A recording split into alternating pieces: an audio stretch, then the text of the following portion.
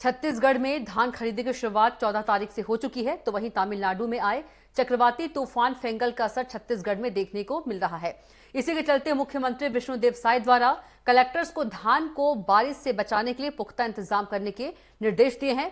इसी को लेकर स्वराज एक्सप्रेस के संवाददाता गोपी साहू धान खरीदी केंद्र पहुंचे और व्यवस्थाओं का जायजा लिया। छत्तीसगढ़ में लगातार धान खरीदी का महाअभियान 14 नवंबर से जारी है और अब तक प्रदेश में 18 लाख मीट्रिक टन से अधिक की खरीदी जो है वो हो चुकी है।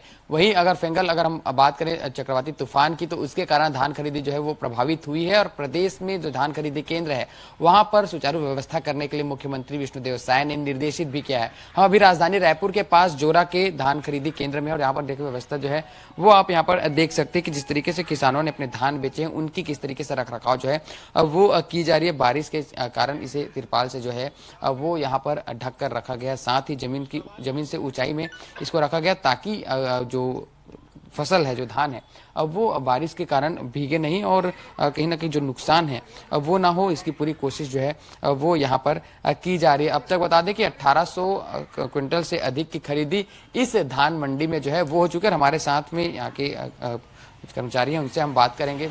सर, यहाँ पर अगर हम बात करें धान खरीदी की, तो यहाँ आप लोगों ने व्यवस्था तो की है, किस तरह की व्यवस्था और कितनी अभी तक खरीदी हो चुकी है? अभी 49 किसानों का 1882 कुंटल धान खरीदी हो चुका है और व्यवस्था तो ठीक है, त्रिपाल की व्यवस्था, सब चीज़ की व्यवस्था है। ऐसे धान मौसम खराब हो तो धान फिर जाएंगे, ऐसी बात नहीं है। तो इस अभी जो मौसम है इसके कारण और क्या कुछ सब लोगों को व्यवस्था करना पड़ा? किसानों को कोई तकलीफ होनी रही? नहीं, किसानों को कोई तकलीफ नहीं, लेकिन आज पानी बताया है, इसलिए थोड़ा किसानों का धान अभी रोक दिया। जैसे मौसम खुलेंगे फिर उसको काटा करवाना शुरू कर देंगे।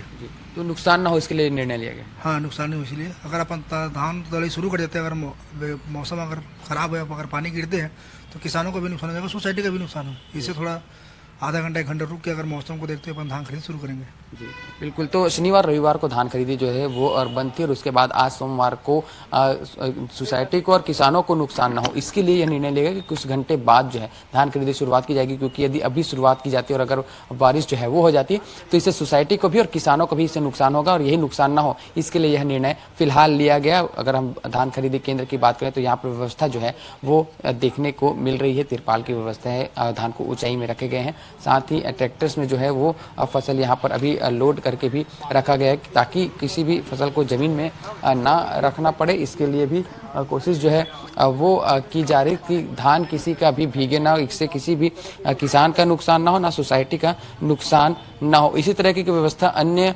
धान खरीदी केंद्रों में भी करने के निर्देश जो है वो मुख्यमंत्री और मंत्री दयाल दास बघेल ने सभी कलेक्टर्स को दिए। कलेक्टर जो है औचक निरीक्षण पर लगातार निकल रहे हैं और वहां पर व्यवस्थाओं का जायजा लेते हुए नजर आ रहे हैं। कैमरा पर्सन सूर्यकांत गौतम के साथ में गोपी कृष्ण साहू, स्वराज एक्सप्रेस, रायपुर।